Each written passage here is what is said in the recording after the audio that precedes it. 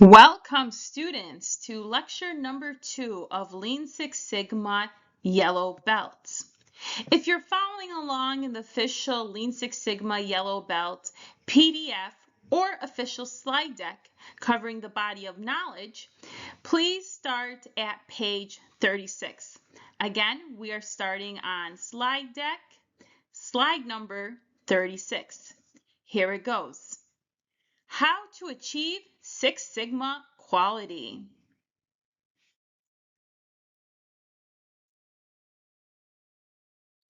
Process limits extend from -3 sigma to +3 sigma. The total spread amounts to about 6 sigma total variation. Let's take a look at this with the highlighter. What is the red line? That is the process mean. This is the average of all data points. So you have 3 standard deviations to the right, plus 1 sigma, plus 2, plus 3. So 3 sigmas to the right. These are the positive. And then you have 3 sigmas to the left, negative. -1, -2, -3. So how many do you have together? You have 1, 2, 3, 4, 5, 6, even though you don't see the lines. This amounts to a total spread of about 6 sigma total variation. 0.135% defects are at both the tails of the distributions. These are the tails. See, it looks like a tail, negative tail, positive tail. The yield of process above is 99.73%. Is this the sigma level? Tell the audience. So here it goes. All the data points contained within the entirety of the spread, which is 6 sigma total variation, it covers 99.73% of the data points. That would be an ideal situation.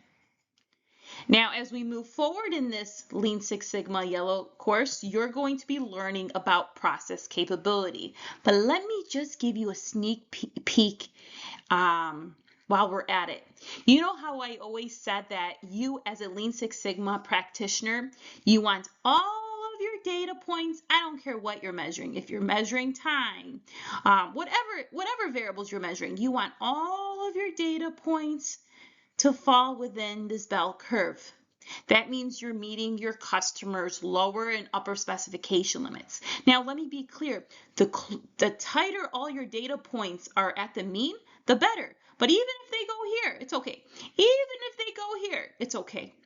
As long as they don't surpass your customer's requirements of the lower specification limit number and they don't surpass your customer's requirements of the upper specification level, you're good to go. And if you are able to stay within these 2 points, you can call your process capable. So when, later on when we get to the green belt and later on when we get to the black belt, you can produce a very nice, within like a few buttons, within your simple 2-column data set where you include all of your before numbers and all of your after numbers, you can just press a few buttons and do a complete process capability and analysis. And within a few seconds, you see all your beautiful outputs. And as long as those numbers fall between the LSL and the USL, and there's not any data numbers out of range, you can say that your process is capable.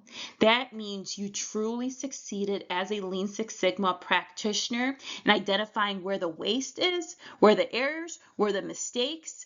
You got rid of steps in the process that didn't make sense. You tweak the process, you got everyone following the new or tweaked standard operating procedures, and your improvement plan was a success and people are following it. and you could honestly say that your process is capable. And then you'll also be able to say that your process is stable, predictable, reliable, reproducible. You're going to be in good shape. That's why they hired you as a Lean Six Sigma practitioner or quality director or master black belt or whatever official title they have as it relates to the world of Lean Six Sigma. So my point is, we're now on yellow belt. The material is getting a little bit more fancy. Yes, I'm required to show you all this fancy stuff, but this kind of stops some of my students. How do I say it? They feel discouraged. They say, Sandra, I really don't know what sigma is. I know I'm learning it, but I don't understand what standard deviation means. And I know you're showing me, and I'm telling them, y'all, all y'all need to know is standard deviation is just the spread. It's just the range. You know what range is. You learned about it in elementary school. The numbers need to fall between 1 minute and, no, let's say between 1 minute and 6 minutes. That's how long the process, let's pretend we're looking at process cycle. That's easy. So the cycle of the process to meet the customer specification limits must be between 1 minute and 6 minutes. Okay? This little symbol right here, in my other classes, I used to call this a little circle with a stem. And sometimes I used to call it an apple, and sometimes I used to call it the cherry symbol. Let's call it a cherry symbol. It looks like a cute little cherry. This is standard deviation. I don't know what that means. It just means every single one of your other data points. Let's say there's one here, one here, one here. How far do they deviate? Deviate means what? Means spread away from this number. How much do they vary from this process mean? So let's say this process mean smack dab in the middle would be exactly 3 minutes. So if you have all these data points here and these data points there, that's just the spread. That's just your standard deviation. So I don't want you to get up with feeling overwhelmed when you see all these formulas that even statisticians, mathematicians, even professors who've been doing this for 15 to 20 years, yeah, they teach it a little bit manually in a statistics class, but no one's expecting you to do any of these formulas manually. It would take 4 hours, and you're probably going to have a lot of errors. But so as long as you're able to understand the theory, understand that standard deviation basically just means the spread, how each of the data points is spreading away from 3 minutes. So let's say you have some data points right here. Let's say this is at 5 minutes, right? You have a data point at 5 minutes, and your average, also known as the mean, is 3 minutes. And that's how much it's deviating. It's deviating from the 3 minutes by how much? 2 minutes. And you as a practitioner, you want to get everybody to be doing everything the same exact way, the same exact steps, within the same exact time period to the T. So you can produce numbers closer to the middle. And if you do, when you run your process capability analysis, you can claim that your process is capable. And you, my friend, succeeded as a Lean Six Sigma practitioner. And I always make my students know this for sure, because the formulas are just going to get more entrenched in statistics. It's part of the body of knowledge. I am required to go in it in lots of depth, and a lot of that statistics, it's made for PhD level mathematicians, and I don't want that to be the reason why you throw your hands up and say, I have no idea how to actually do this symbol. Because if you were to do this by hand, you would actually take this mean time, which is 3 minutes, and let's say you have a data point here, then you would minus 5, minus 3, and let's say there's another point right here at 6 minutes, you would take 6 minus 3, and then you would take an average of all of of these times and do more fancy manual stuff to come up with your standard deviation. All you need to know is that standard deviation means how much all of your data points on average is spreading away, deviates from this 3 minutes. I hope you liked my explanation. This is how I keep it really, really simple for my students so they don't just, feel like they're the only ones in the class that will never master PhD level things or feel discouraged because they can't do all this math by hands. No one's doing these formulas. I don't even do them by hand. Let's be honest. It would take me hours. And if you understand the theory that it just means spread, you're good to go. It's like the spread found within the range, right? Let's say the range here, I said it was 1 minute, right? So this is 1 minute and this is 6 minutes, right? What is the range? Well, you take 6 minus 1 minute, the range is 5 minutes. Hope this helps and encourages you not to feel defeated, but to keep moving forward in your slides and earn your yellow belt and hopefully then your green belt, black belt, and you're going to be a master of Minitab statistical software. You enter all your before improvement plan numbers, you enter all your post improvement plan numbers. You run a multitude of tests by just clicking a few buttons. You produce your outputs, and if you can interpret those outputs, let Minitab do all the fancy schmancy functions, formulas for you, which is why statistical software exists in the first place. You know how to interpret the data, and you're going to be golden as a practitioner. And we're going to get into statistics a little bit at the end of the green belt. But a lot of statistics, also in the exam, there's going to be a lot of statistics for the black belt, as well as the master black belt, which is really truly an accumulation of all 4 of the belts, from the white to the yellow to the green and black. It's a master black belt. You revisit all of the material, all 4 of the slide decks, and then you take a 320 question exam. Stick with it, trust the process, and you will actually know how to complete a Lean Six Sigma report from beginning to end. You'll gain confidence that you can gather up a team. Everybody has their job assigned to them, and you can finish a quality improvement project from beginning to end. Trust the process. You're getting there. Thank you. I like my little positive speech right there. Okay. Let us continue. High percentage of process measurements, they fall between the plus negative standard deviation. So +1, +2, +3, and then -1, -2, -3. It's a range. It's the spread. It all means the same thing. How to achieve Six Sigma quality? Lower specification limit, upper specification limit. The number in the middle is the process mean. Here it goes. Reduce process variation so a spread of 12 standard deviations, 6 standard deviations on each side of the mean fits within the process specification limits. That's pretty awesome. You guys remember this from from the white belt course, which you have access to in this yellow belt as well. All y'all need to do is all your data points. They need to fall where?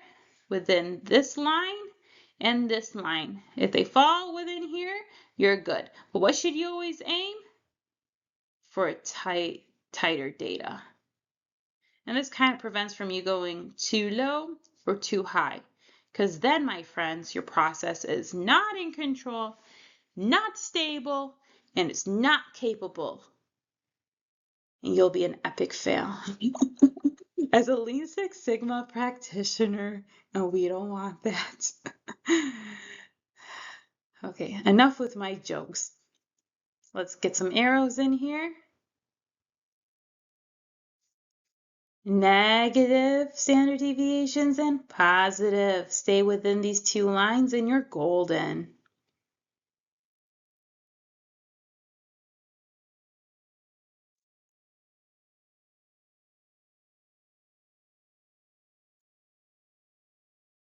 I love this slide. This is such a good slide. I know it's a little fancy stuff with these numbers, but I love where it says safety zone because then you'll really understand the theory behind this, okay? Remember I told you whatever number the customer gives you here, whatever number the customer gives you here, you know how I told you you need to stay closer to the middle? That's the safety zone because you don't want to be here.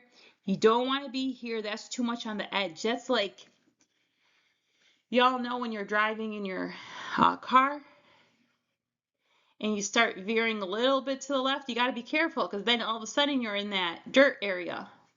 You're in the bumpy area.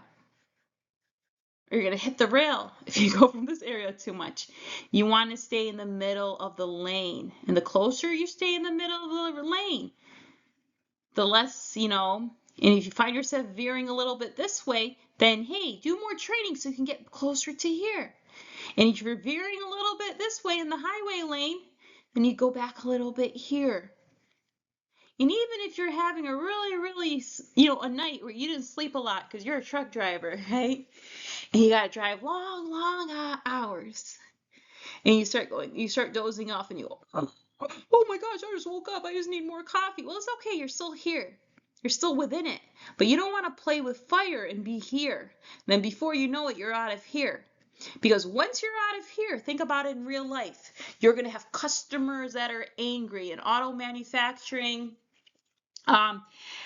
If you have windows and the windows don't seal properly where the window meets the rubber perfectly, guess what? That all requires rework. It requires not passing the quality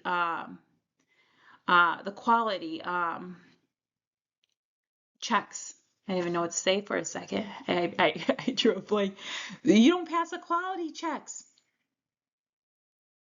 This all costs money when you have to rework your products and your services. It all leads to waste of money when you have all data points in here and all right here, because you can't work the product anymore. What happens to the product? It either contains a defect or is defective.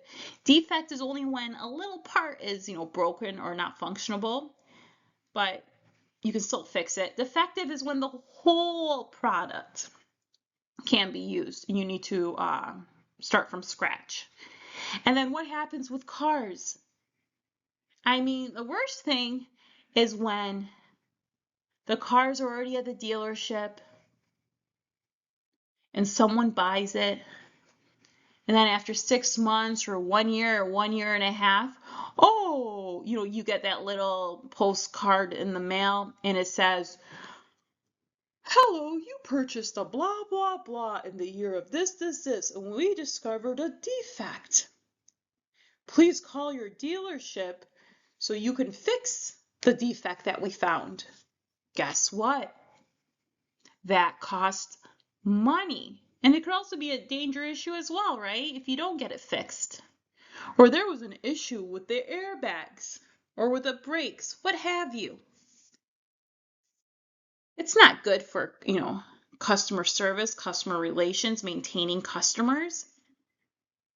It definitely costs lots of money because now all these service people need to deal with all these people, by law that come in and need to deal with that recall so the car becomes safe again. And so I'm thinking about data points at all that fall here, but in every industry. Healthcare, education, government, and the list goes on and on. So my friends, as a practitioner, you do the training, you implement your improvement plan, and please stay within the safety zone because you don't want to veer off that highway. I've used that example many times, the highway example. It keeps things a little bit fun, right? Yeah, and keeps you guys awake because I know,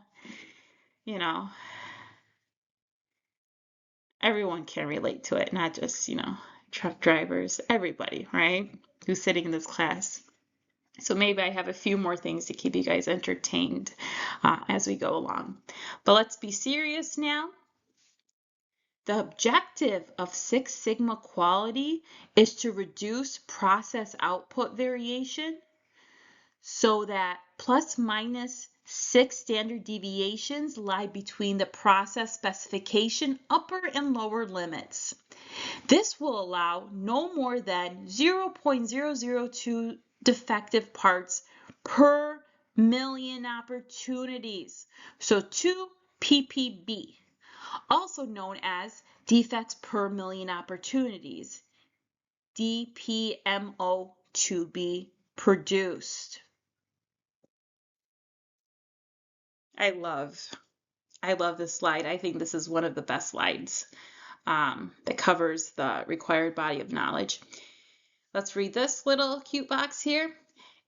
Allocate 1.5 standard deviations on either side of the process means to allow shifting and drifting of it. So remember the highway lane, shifting and drifting, okay? A little bit to the left, a little bit to the right, as long as you stay within your lane. Leave 4.5 standard deviations between the safety zone and the respective process specification limit. So my friends, with my cute little highlighter, which I'm finding very, very useful in recording all these videos. So remember, you're only being safe means you're only 1.5 standard deviations away. And then on the left side, you're only 1.5 standard deviations away from the mean. And what are they telling you? Leave 4.5 standard deviations between the safety zone and that upper number, and then leave 4.5 standard deviations between your customer's lower number. And if y'all are thinking about this, because I know you guys are, when we get close to the end of the green, but really at the black belt, I am going to show you. I'm going to show you through examples what a process that's high in capability, what it looks like. And my friends, the data should all fall here. It shouldn't be close to here, and it shouldn't be close to here, because then you're totally going to veer off your highway lane. And I think once you do those mini tab examples and you do your own projects, which you're going to easily be able to do because post-class, we all meet together as a group once a week for 1 hour until y'all complete your projects. So you're not going to be left alone to figure this out on your own. And especially when you enter your own data, you prove to yourself that you were successful with your team in implementing that improvement plan, and you kept your data tight, or in other words, keeping your process stable, keeping your process capable in the safety zone. Why? How shifted distribution looks. Even if the process mean strays as much as 1.5 standard deviations from the process center, a full 4.5 standard deviation remains. So you got a lot of wiggle room for a little bit of errors, a little bit of mistakes, a little bit of inconsistency with what the workers, employees are doing. It's a safety buffer, right? This ensures a worst case scenario of 3.4 per million opportunities, or let's say this ensures a worst case scenario of 3.4 ppm non-conforming on each side of the distribution, 6.8 ppm total, and the best case of one non-conforming part per billion, 1 ppb for each side, which is 2 ppb total. Even if the process mean strays as much as 1.5 standard deviations from the process center, a full 4.5 remains. So you want to stay between here and here. This is your safety zone, but even if you go, you're sleepy and you're a truck driver and go, oh gosh, I just woke up. Or you go from here, oh, I just woke up, I need more coffee. Then you're okay. You'll be okay, my friends. What is 4.5 sigma level called in terms of capability? Short term or long term? We want both. We want short term capability. Today is going to be capable, and we want long term capability. So I like this one because I feel like I'm going to continue with the trucker, right? So let's continue with the trucker example. I feel like I'm about to sing a country song. This is not gonna end good. Okay. Okay, this is the highway. Okay, we're driving on the highway, y'all. And y'all know what these little dots are? They're your data points. Y'all know what these yellow lines, you know what they stand for? The process mean. And you're driving on the highway, y'all. And these are the employees. These are the workers. On Monday, you're like -1 standard deviation. On Tuesday, you're like 2 standard deviations to the right. And on Wednesday, you're veering off to the left, like -2, -3. And then on the right, you're like plus 1.5 standard deviations. So which one of these are you closest to veering off? Well, this one's good, you're in the middle. This one's good, you're in the middle. And then the trucker forgot his coffee on this day, almost at the same, level of getting sleepy as he was on Tuesday. That, my friend, is called what? Variation. What's another word for variation? Standard deviation. What's another word for standard deviation? It's the range. How much it's veering off from what? The process mean, also known as the process average. So let's be serious and let's really look at this. Let me explain this to you theory-wise. Standard deviation, process capability. An estimate of the variation of your process output. Minitab uses several types of standard deviation to capture different patterns of variation in a process. Within subgroup standard deviation, standard within, S within, represents the variation within your subgroups. For example, the variation in the output of one worker, one shift, or one batch.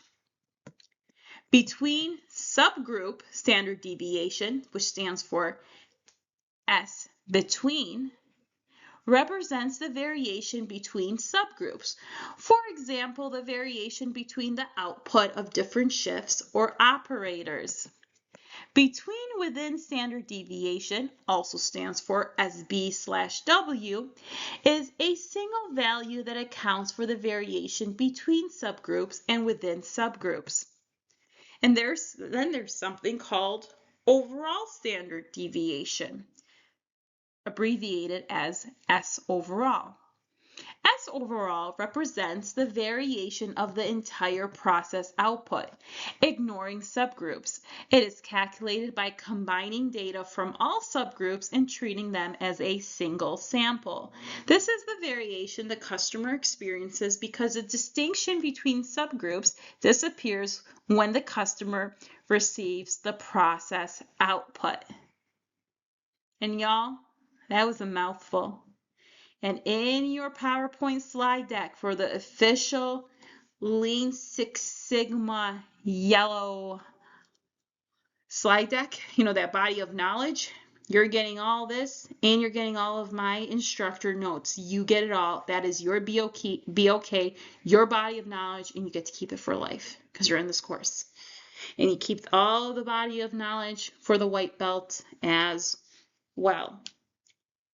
And when you're in the green belt, then you get the white and you get the yellow, okay? Because everything, it's like you need one belt, you need to master it before you move on to the next, and before you move on to the next, and before you move on to the black belt and the master black belt. It's like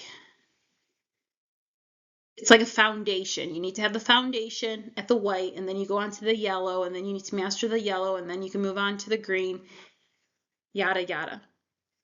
But I love this, and I've always used the highway example because it's general and all my students can understand driving on the highway.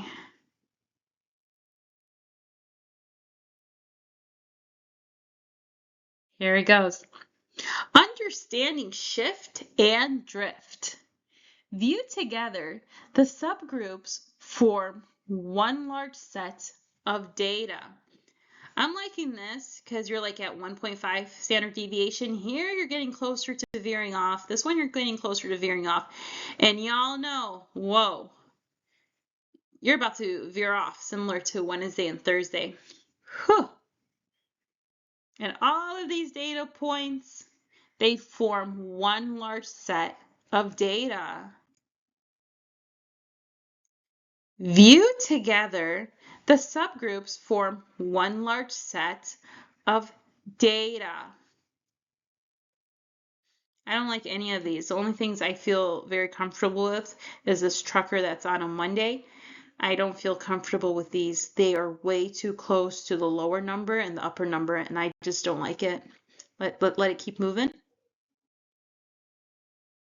Whoa, that really scares me. Oh no. Oh no, they are right on the upper specification limit known as the USL. And I don't like that. Your process is not capable right now. Or it's just barely being capable, and I don't feel safe. Because let the truck driver get just a little bit more sleep here, he's gonna veer off that road. And that means your product is veering off the road. Your customers are gonna be upset with you. You're gonna lose customers, you're gonna lose money. They're gonna be mad with the product, they're gonna be mad with the service. It's not good at all, y'all. Let's keep moving.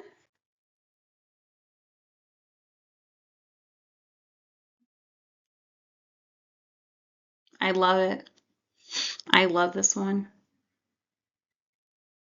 Very close to the process mean. Very close to the average. It's very safe. This, my friend, is beautiful in the safety zone. Let's keep going.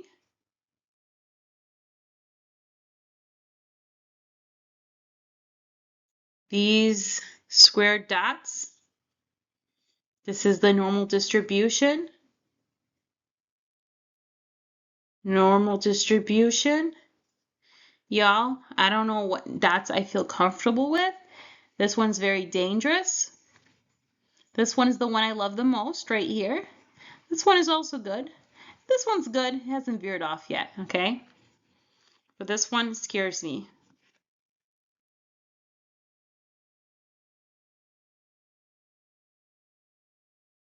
Long-term capability. Pull together The subgroups form one average set of data. Pooled standard deviation. Let's take a look at what pooled standard deviation means. Pooled standard deviation is a method for estimating a single standard deviation to represent all independent samples or groups in your study when they are assumed to have a common standard deviation. The pooled standard deviation is the average spread of all data points about their group mean, not the overall mean. It is a weighted average of each group's standard deviation. The weighting gives larger groups a proportionally greater influence on the overall estimate. Pooled standard deviations are used in t-tests, ANOVAs, control charts, and capability analysis. Now let me reassure y'all, when you get to the black belt, I'm going to literally hold your hand and show you how to complete your Lean Six Sigma project from beginning to end. And my goal is to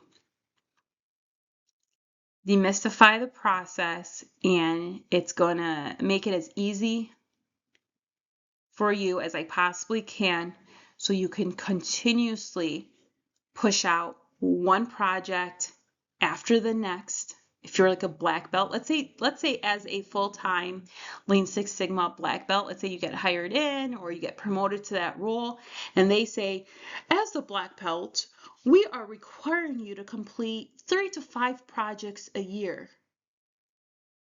You're going to have the template to do that.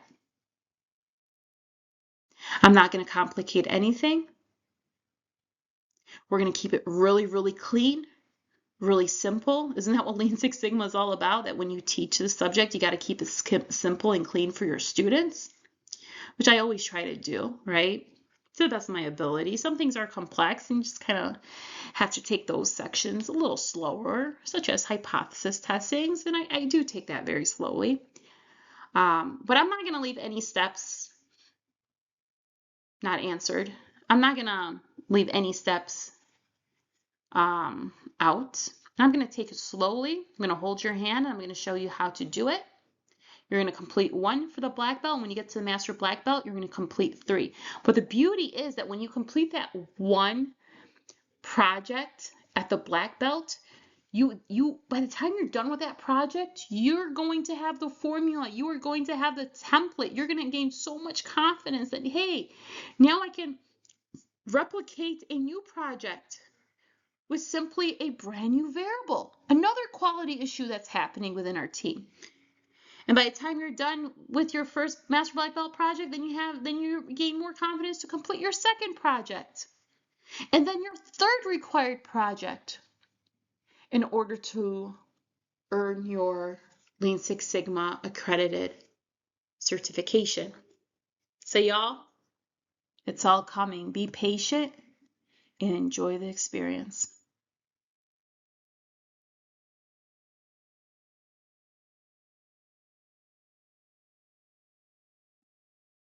Let's move forward slowly.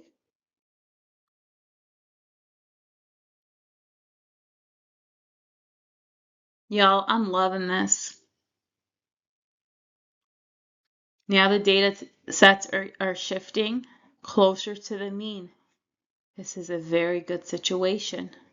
Let's move more.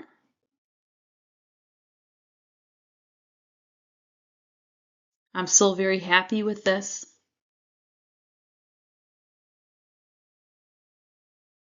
In the short term, this is called short-term capability. The process is capable.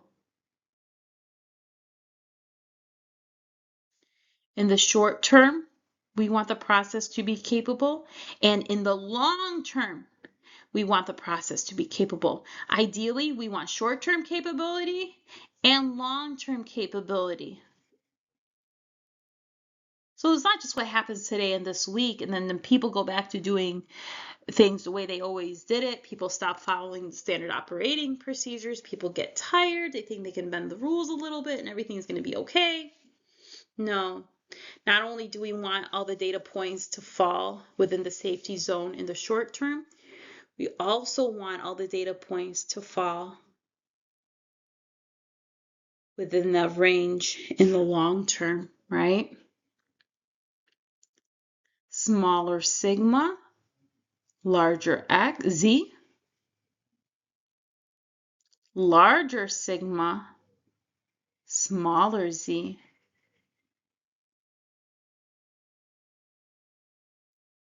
Another property to remember. The subgroups means form a distribution. So each one of these is a subgroup. So each one contains data sets. For maybe subgroup number 1, you're measuring, these samples at one period of time, and then maybe you're measuring them at another time. Maybe this one's all on Monday, this one's on Tuesday, this one's on Wednesday. So this is the third subgroup, and this is the fourth subgroup.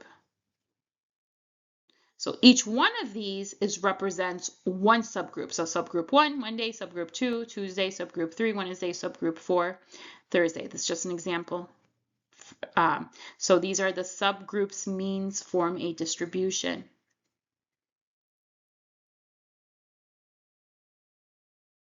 That data point over there, no good.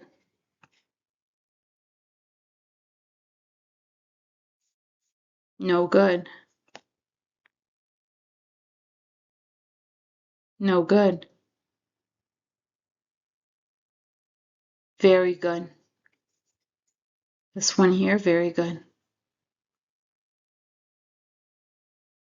Relationship, specific case, short term versus long term.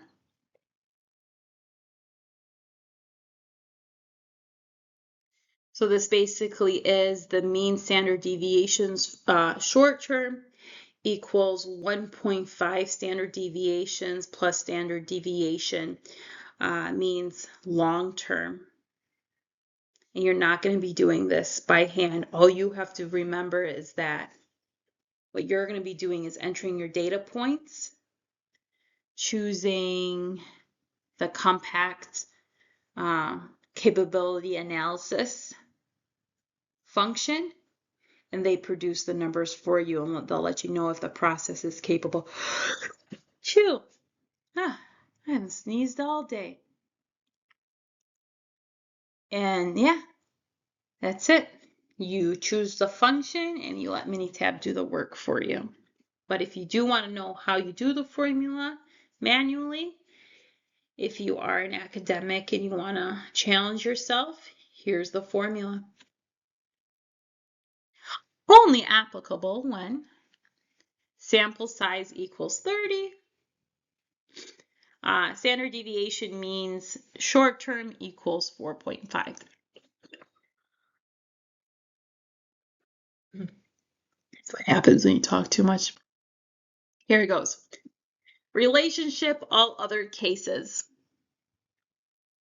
Standard deviation mean, short term equals 3 divided by 2 times standard deviation mean long-term capability. Practical and statistical problem example. This is a histogram of measures. This is the lower specification limit. So someone comes out and says, so the minimum number is 10.25. That's your customer. And the upper number is 10.95. And all the data points need to fall between this line and that line. So as long as it stays within here, your process is capable. If there's dots over here, you're in big trouble. If the dots are over here, you're in big trouble, because that means your product or your service is either defective or contains defects.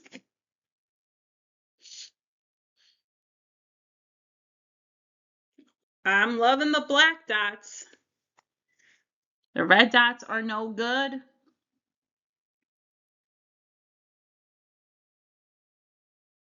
I love the black dots. I love the black dots. I do not like the red dots. We are in trouble. All right. We are in trouble. There's one data point that's below the 10.25, and how many data points are above the 10.95? Y'all can take a moment, count that. Yep, 4.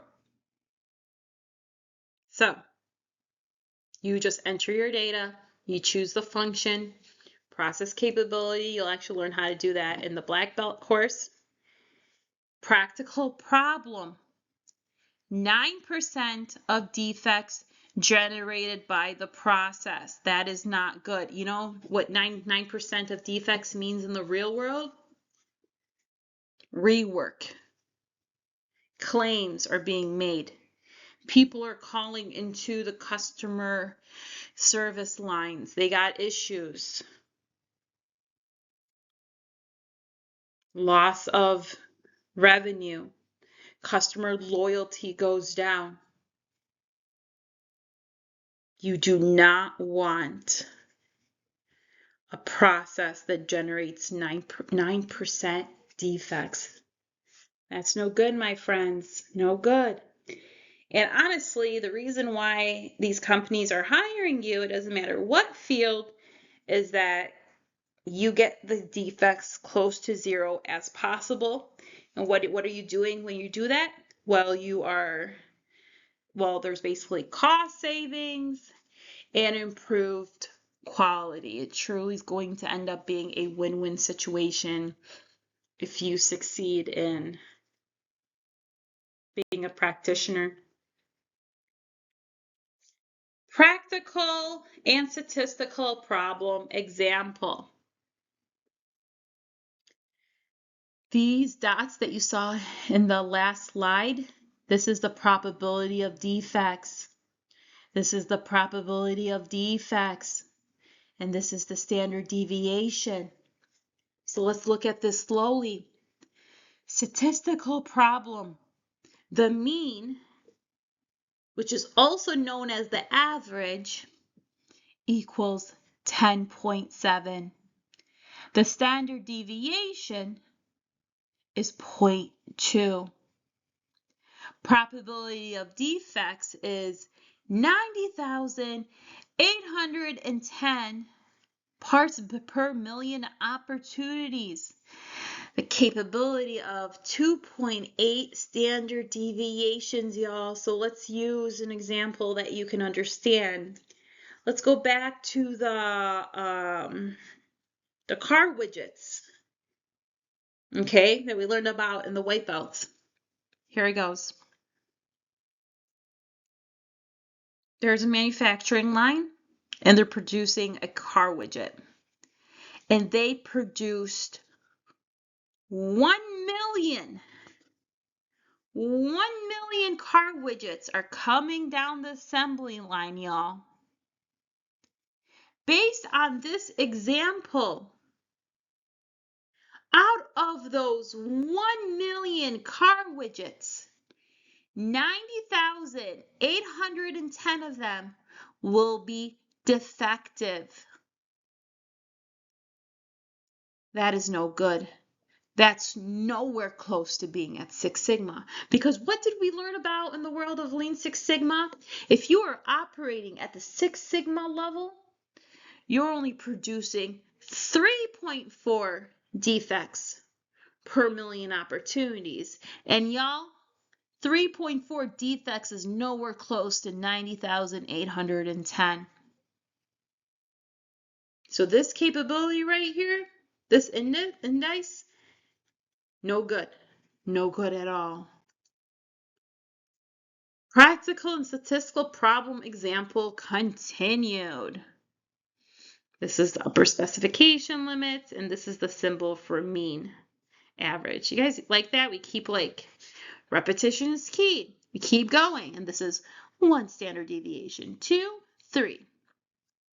See, and then you always remember, okay, this one stands for mean. What's another word for mean? Average of all the data points. Standard deviation, what does that mean, y'all? It means spread. What's another word for spread? Variation. What's another word for variation? Range. Let's keep it simple, y'all. Let's not get too feeling overwhelmed with the mathematical formulas. 3 standard deviation capability with a single tolerance. Because there's only one that's on the right side. There's not one on the left side. Probability of defects. These are all the dots here. You can see this in yellow. The probability of defects is 66,807 parts per million. No good at all. Let's look at practical and statistical problem example continued. Here we're looking at 6 standard deviation capability with a single tolerance. And again, the single tolerance is the only to the right.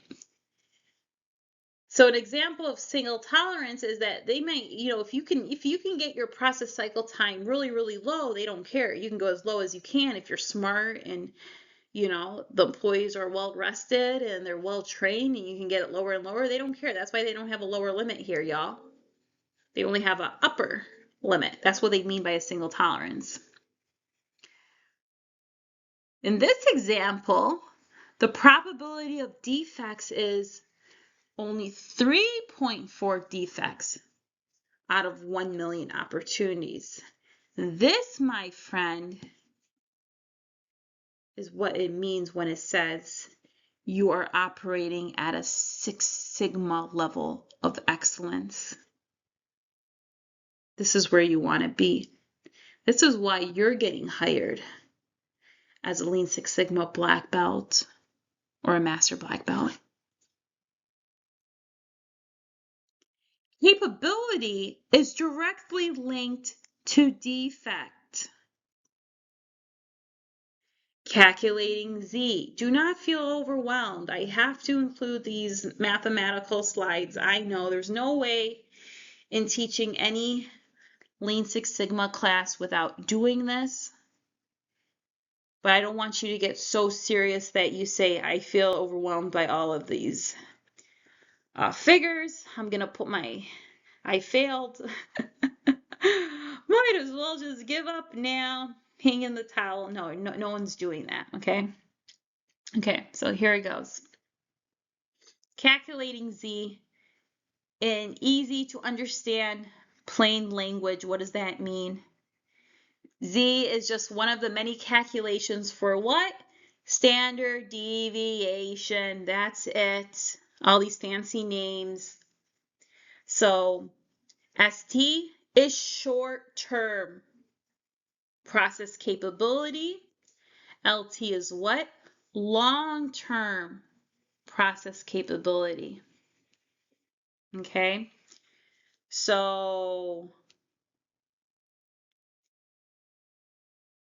you need to put in your upper specification limits and your lower specification limits. You got to put down what your target, like what is the most ideal target.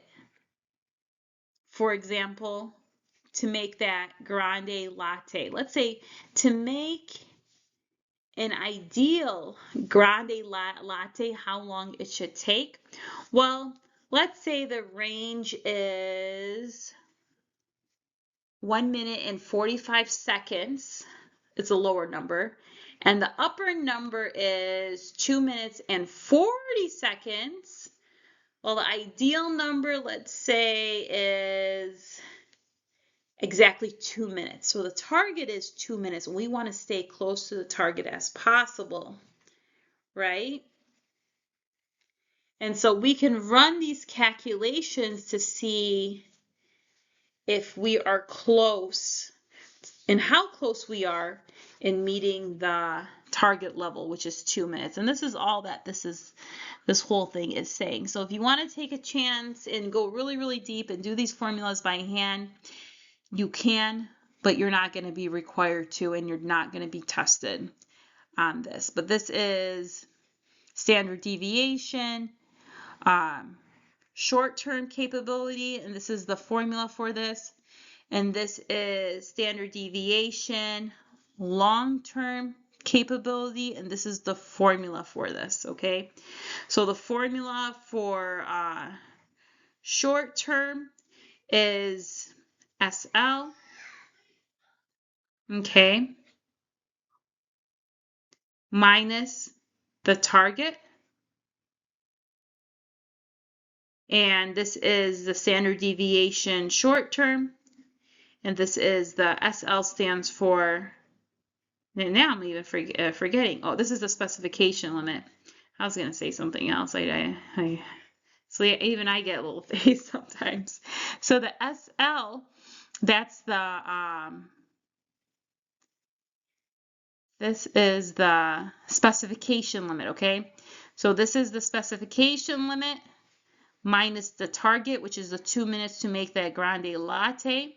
And this is the standard deviation, short-term process capability. And then for this one, it's going to be the specification limit minus the average means divided by the standard deviations long term. I'm required to go through this, but you enter your data, you run the function known as capability analysis, and as long as all the dots are within those 2 lines, that means your process is capable. If all of them are within the safety zone, the closer to the safety zone, the better it's going to be, my friends.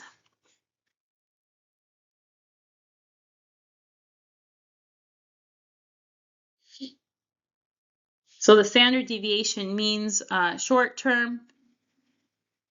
This one equals the standard deviation long term plus 1.5. This one is 1.3 times standard deviation short term. This is just simply empirical data gathered over many years from various industries. This here is the inherent capability of the process, short term. Sustained capability of the process as long term. And this is getting so high level and so fancy. What I need you guys to understand, if you understand this, that means you can proceed to the next slide, is that if the ideal time, if the ideal target to make for the barista to make the grande standard hot latte is 2 minutes, y'all, you want to stay as close to this target as possible. The closer you stay within here, the standard, the safety zone, the better you are. The more the numbers get closer to here, that means you're going to steer off the highway on this side, and you're going to steer off the highway on this side. And your process is no longer capable. And it will be, unfortunately, a reflection that you did not succeed as a Lean Six Sigma practitioner, or the reason why they brought you here. So let me be fancy. Let me get a little color thing. Let me use a highlighter or a pen. And you definitely, well, I don't want to actually use a highlighter and pen, but you definitely want to be, is it this one? Yeah, right here. Let me click on it. Where's the pen? I know I clicked on it. You want to stay in the safety zone, which is here. You want to stay in the safety zone. Somewhere around the center of mean, right here. You don't want to get close to this side. You don't want to get close to this side. That's not good at all. Over time, a typical process will shift and drift by approximately standard deviation mean equals 1.5. Interpreting the standard deviation shift and the standard deviation short-term process capability. Right here is your process in control. As it goes down, it's good. As it goes up, it's poor.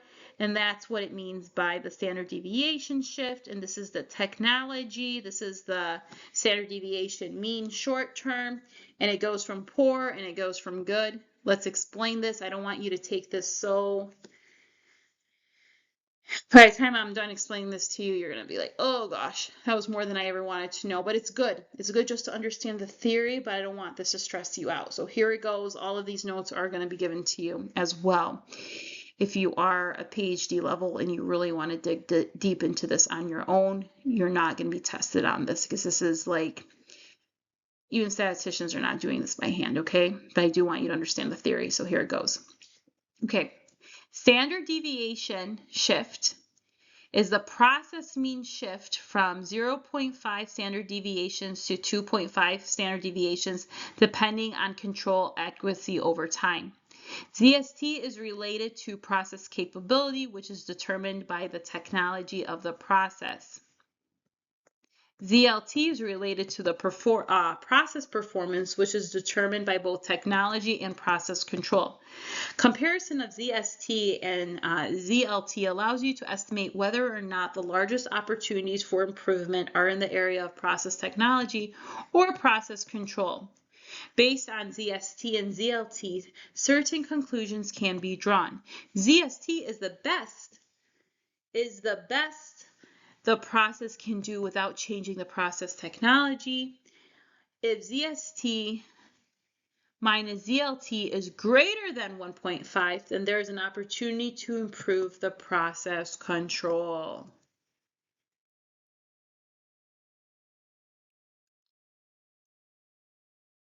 A, poor control, poor technology. B is poor control, good technology. C is good control, poor technology. And D is world class. Problem could either be control, technology, or both. Here it goes. DPU stands for what? Defects per unit. D equals defects, U equals units. DPU is a simple metric that forms the foundation of Six Sigma. DPU measures symptoms, not problems. It's the Y, not X's. Opportunity, which stands for O, is anything that you measure or test. Defect is any nonconformity in a product. U is the number of units inspected or tested.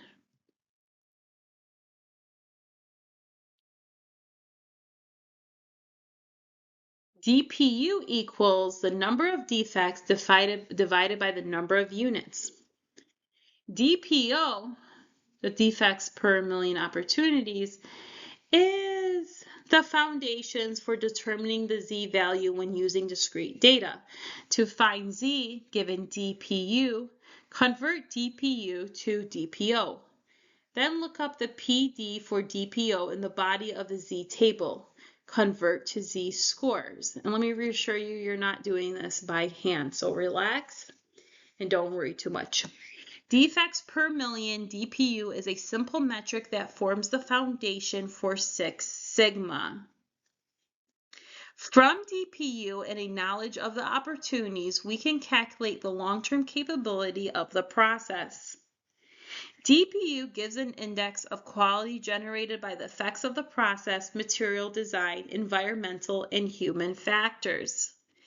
DPU measures symptoms, not problems. The Y's, not the X's. DPU equals number of defects divided by the number of units. Defects per opportunity equals DPO. D equals defects, 0 equals opportunities.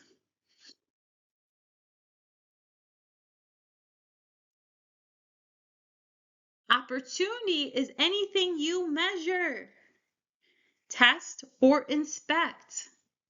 It may be a part, a product, or a service parameter that will cause failure or result in a defect. DPO is the number of defects per opportunity. the probability of a defect on any one critical parameter or step of a process. Now let's look at DPU divided by DPO. Total opportunities equals the number of units times the number of opportunities divided by the unit. DPO equals the number of defects divided by units times opportunities divided by units. This equals DPU divided by opportunities divided unit. Z-value calculation. To find Z given DPU, first you must convert DPU to DPO. Look up the PD for DPO in the body of the Z table and convert to a Z score. You can do this on your own manually, but you're not required, nor are you going to be tested on this. What I want you to understand is the defects per opportunity. So if the opportunity is you're producing 1 million car widgets, so if coming out of the assembly line is 1 million car widgets, okay, then that means there's 1 million opportunities because there's 1 million car widgets being produced. And out of those 1 million, how many of those have defects? Let's say 6 of them have defects. So you're going to come out and say there are 6 defects. There are 6 defects per 1 million opportunities. So DPO, what you just need to understand is that this is defects per opportunities. Let's say you produced a total of 200 car widgets per day, or let's say 200 rear view mirrors. So the assembly line, you produce 200 rear view mirrors, okay? So the opportunities is 200 rear view mirrors. How many of those had defects? Let's say 10. So you're going to say there were 10 defective rear view mirrors produced per 200 opportunities. Okay, so that's all that means. So if you understand that, you're going to be good to go. Now, if you're operating at Six Sigma level, ideally, you only want to have 3.4 defects per 1 million opportunities. That means the defect rate is as close to a 0 as humanly possible. I mean, that's amazing, right? And that's why you're hired as a Lean Six Sigma practitioner. I still have to give this to you because I still want you to understand what this is. I just want you to understand that no one's requiring you to manually do all this math. Unless you are a PhD, you are an academic, and you really want to dig that deeply and play around with this and do the formulas yourself, but you're not expected to for this class, or you're expected to do this manually for any exam question. Those 50 questions that you're going to get when you're done with the material. Note, DPO is a foundation for determining the Z-value when using discrete data. Rolled through input, again, this gets pretty fancy. What I want you to know is how much of your process comes out defective free. So at the end of a rolled throughput yield, you can say 80% of this process comes out defect free. That means without errors. Or 97% of this process comes out defect free. So don't be intimidated. You're not doing this by hand, I promise you.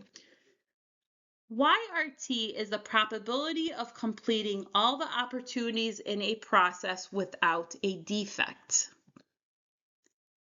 YRT equals yield to the power of number of opportunities divided by the process step to the power of number of steps.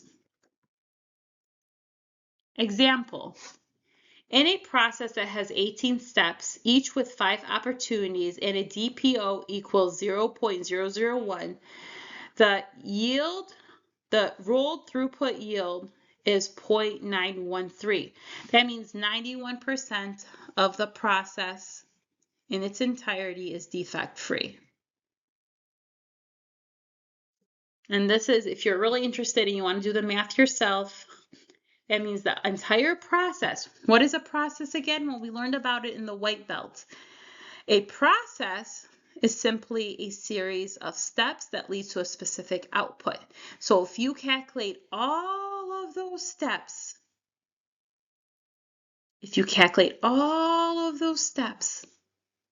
you put them all together, 91% of the entire process comes out defect-free. So that means if you do the inverse of 0.91, right? Whoa. That means the process is yielding an average rate of 9%, right? If you do 100 minus 91%, man, oh man, you're at 9%. You have a 9% defective process.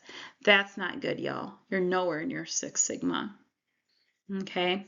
And in your notes, you're going to get step by step the examples. But this is not good. For a roll through yield, you want to be at like 99% or higher. You don't want to be anywhere close to here, right? What is z-value? Roll throughput yield from other methods. Straight multiplication. Roll throughput yield equals y1 times y2 times y3, and so on. And the y, this is process step number 1 times process step number 2 times process step number 3, the yield for each one. So what percentage of the process comes out defect-free for process 1? What percentage of the process comes out defective-free for step number 2? For step number 3, so on. Whereas Y1, Y2, Y3, and so on are the yields of the individual steps or operations in a process. And what's a yield? It's the percentage of the process steps that come out defective-free. So maybe this one is 0.91 times 0.89 times 0.95. And then you put them all together, you get the average, and that's your entire roll throughput yield for the entire process. Again, don't beat yourself over the head saying, I'm going to give up because, this takes a long time, and you revisit the material, and then slowly everything starts sinking in, and then you take the green belt, and you get reintroduced to this, and then it slowly sinks in. It's not like, I don't want you to put that pressure on yourself just because you're becoming a practitioner and saying, well, if I don't understand this high-level PhD stuff, then I have no right to be a practitioner. No. All the hundreds and hundreds of practitioners out there, they understand the theory of this, but they're not doing this by hand, y'all. The computer is doing it for them. Using Poisson approximation, and so on. Normalized average yield. This is the formula. It's the average yield of one opportunity. It answers the question, what is the probability that the output of this process will meet the output requirements? It is a probability of a good product. So if we calculate this formula, we can find the probability of a defect. And look at these formulas yourself. Please don't get bogged down on this. This is part of having to go through all the formulas, but no one's expecting you to do any of these formulas. What you need to understand is that when you collect the data and you enter it into Minitab, what percentage of the entire process comes out defect-free? And you want to be at least at 99% or higher, or you're going to be in trouble, okay? That means you're not succeeding as a practitioner. Using the above, we can find the ZLT score for a process. Use the Z table to find the overall Z value. What is short-term and long-term z?